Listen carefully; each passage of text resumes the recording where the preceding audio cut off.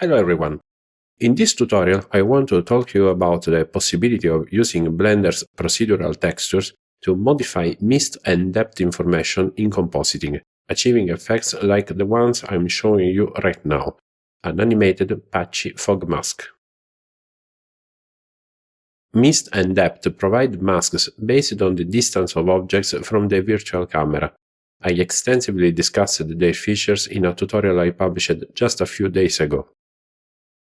Blender's procedural textures are three-dimensional, so you can move them or resize them horizontally, vertically, and even in depth. This applies, as we will see, in compositing too. Before we go on, I remind you that, as it happens with most of my tutorials, the text version of this video tutorial is available for free download at the link provided in the description. If we add a procedural texture, such as clouds, to a project, we can also use this texture in post-production by using an input texture node in a compositing window. By connecting the texture to the viewer node, we can analyze its appearance in real time in the backdrop of the window. If we modify the offset values for shifting the texture or the scale of the texture, we can observe the change in the backdrop. In particular, adjusting the X values will result in horizontal transformations, while adjusting the Y values will lead to vertical transformations.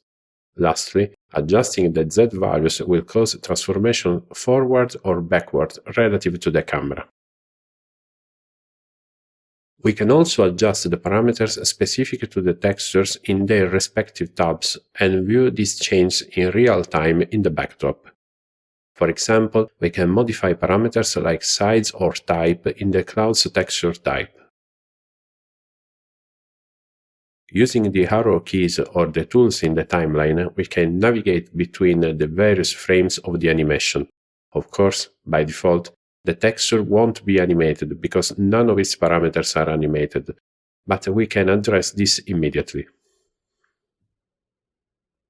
To add a keyframe to a parameter, position the mouse over the parameter and press the I key, or right-click and choose Insert Keyframe from the menu that appears on the screen.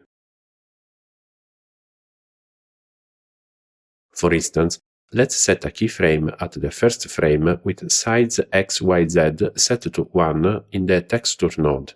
Then, go to frame 250, change the value of size XYZ to 0.1 and insert a new keyframe. If you notice that the transformations are very slow at the beginning and at the end of the animation while navigating in the timeline, this could be due to the interpolation performed by Blender, which you can adjust by acting on the keyframes in a graph editor window. Now, the information coming from depth and mist can be used as masks to achieve various effects based on the distance of points from the virtual camera. Similarly, the grayscale information of a procedural texture, which, as I previously mentioned, is 3D, can be used as a mask or as a factor to modulate a mask. By multiplying a procedural texture in grayscale with the information coming from depth or mist, we can darken certain areas of that information, and these operations can be animated because it's possible to move, resize, and generate transform procedural textures, as we have seen. Well, this is exactly what I did to create the animations I showed you at the beginning of this tutorial. The renderings you saw were made using only the mist channel. In fact, even though the effect is interesting, these are not the final renderings of the scene, but rather an analysis of the animated fog mask created with the parameters I set. In the 3D scene, I set the mist start and mist depth values in such a way that the fog begins right in front of the virtual camera and reaches its maximum value, that is, the white mask, just beyond the farthest objects in the scene. Let's analyze the node setup I used. The information output from render layers is mist, because what we saw is just the fog effect mask. Since we are using mist, not depth, the values are within the range from 0 to 1.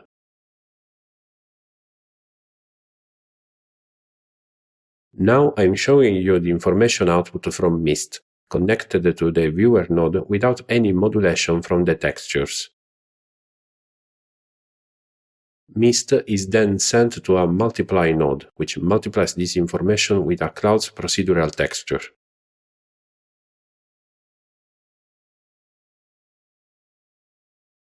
The offset XYZ parameters of the cloud textures are animated. They provide the texture's movement, particularly horizontally and in depth. In the first clip, the texture size is set to 2, resulting in very large patches. That's why the effect is barely perceptible.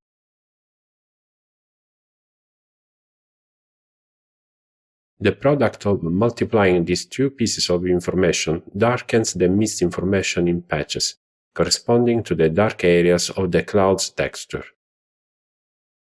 The intensity of the result can be modified in various ways.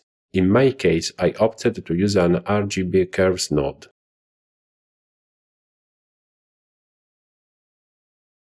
The output of the RGB curves is then multiplied, that is, darkened, with a blend texture, which provides a vertical gradient achieved by editing the color ramp of the texture.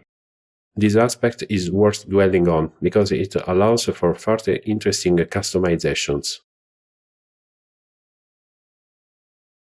At the beginning of the tutorial, I showed you two different animations. In both cases, the node setup was the same, but the parameters that varied were the offset XYZ of the cloud's texture, which therefore regulates the speed of the movement, the size parameter of the cloud's texture, which regulates the density of the effect, and, above all, the color ramp of the blend texture, which determines the area of application of the cloud's texture to the mist pass. In particular, in the second case, I accentuated the granularity of the cloud's texture by setting a lower size value, making the effect more pronounced. Additionally, I modified the ramp of the blend texture to narrow the effect to a band, leaving the foreground and the sky portion free of fog.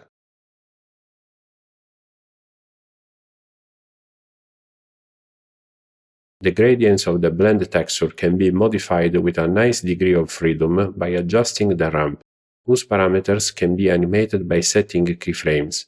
This means that the appearance can vary over time.